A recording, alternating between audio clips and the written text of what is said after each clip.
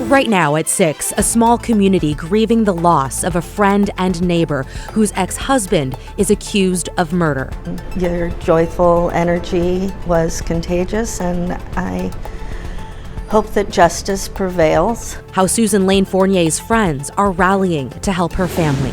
Plus, frustration in Albany after a tentative deal to end the teachers' strike falls apart. It's been devastating, and it feels like we don't really know where we stand. And a holiday warning from firefighters. And having this kind of rapid ignition of a Christmas tree will create flashover a lot quicker. How to keep your tree from going up in flames.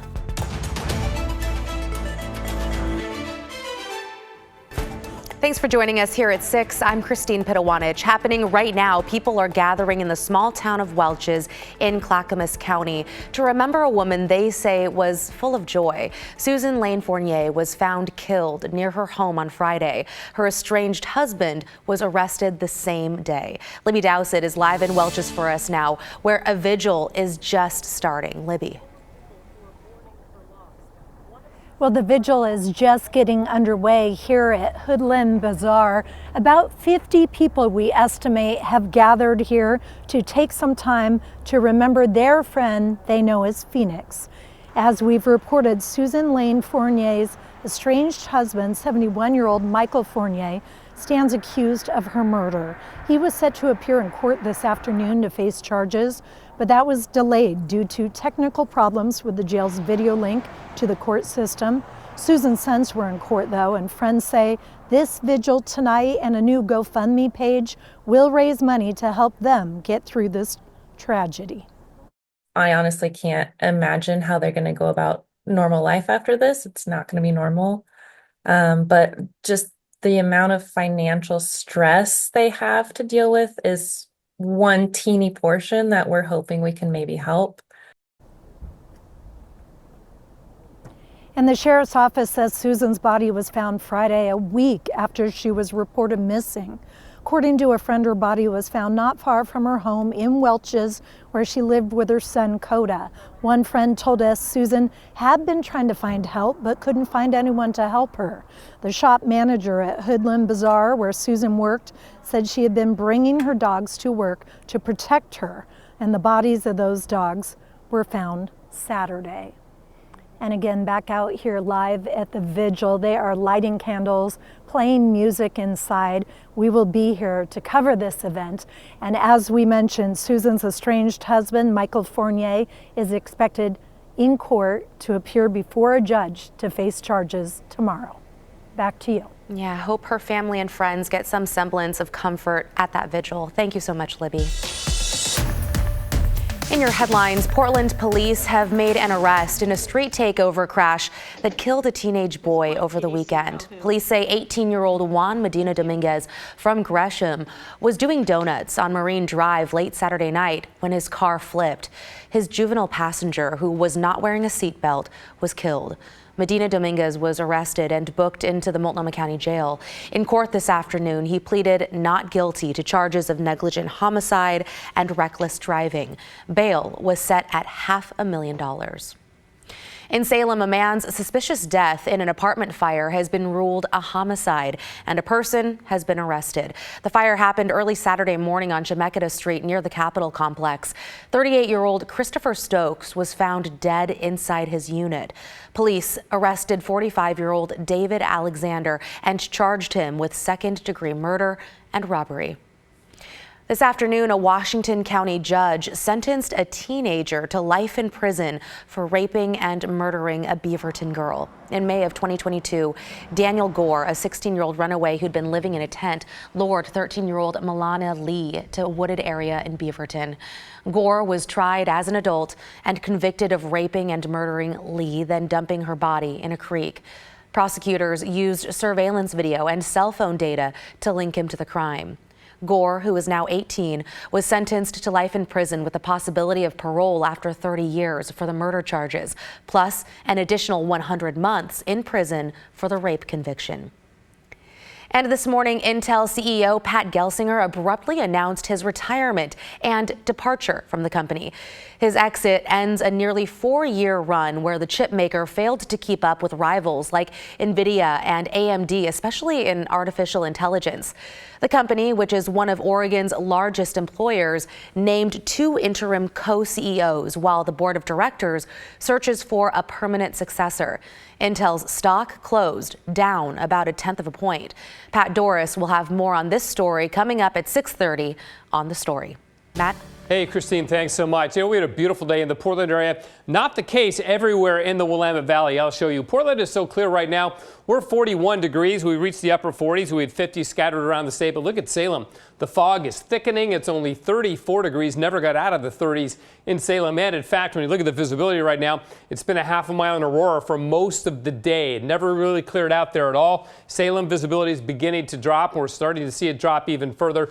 Other parts of the state, Eugene's been at 1/4 of a mile for a while as well. So yes, fog in the forecast unless you're in an area influenced by the east wind, which we are in Portland. Once you get south and west of downtown where the winds are calm, though, that's where the fog will form the fastest and hang on the longest and where you stay the coolest. In fact, it'll be so cool overnight, down below freezing.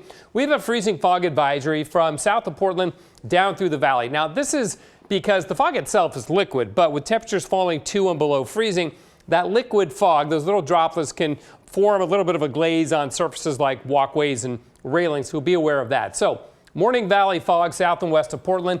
For us, the east wind continues, and there is some rain in the forecast too, Christine. We'll talk about that in a bit. Back to you. Okay, thank you so much, Matt.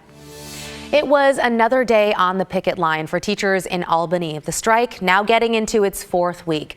Last night, a tentative agreement was in the works, but those talks fell through in the early morning hours. Devin Haskins has more on why that deal fell through. Earlier this afternoon, the two sides met once again after calling things off at 3 o'clock this morning. It's unclear how long this latest session will last or if the two sides will finally come to a contract agreement after 9 months of negotiations. What do we want? Fair contract. When do we want it? Now. Just after noon on Monday. 1 day longer. 1 day stronger. Albany School District teachers are once again picketing instead of voting on a contract. Get the news last night right before bed where a deal had been reached, and then to wake up this morning hearing that it fell apart is just, it's been devastating.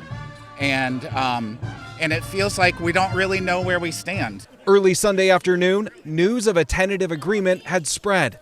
I literally sobbed tears because it's been such a long process and we've been fighting so hard and so long for this. But then early Monday morning, talks stalled and the deal was off when they say the district failed to respond to their latest proposal. We only have one article it's actually an appendix that's not TA'd. Everything else is a tentative agreement. So we have one proposal that was left. Over the 3-week strike, the two sides had come to a tentative agreement on many of the main issues, like class size, pay, and prep time.